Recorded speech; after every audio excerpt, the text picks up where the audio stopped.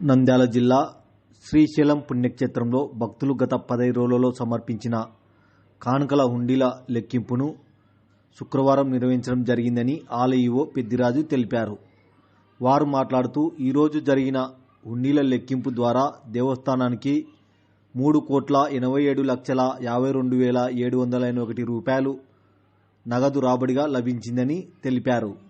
అలాగే ఈ హుండీలో 263 గ్రాముల 900 మిల్లీగ్రాముల బంగారు, 9 కేజీల 700 గ్రాముల వెండి మరియు విదేశీ కరెన్సీ కూడా లభించాయని తెలిపారు.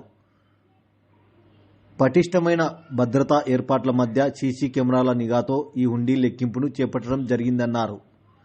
ఈ కార్యక్రమంలో దేవస్థానం అధికారులు, భక్తులు పాల్గొన్నారు.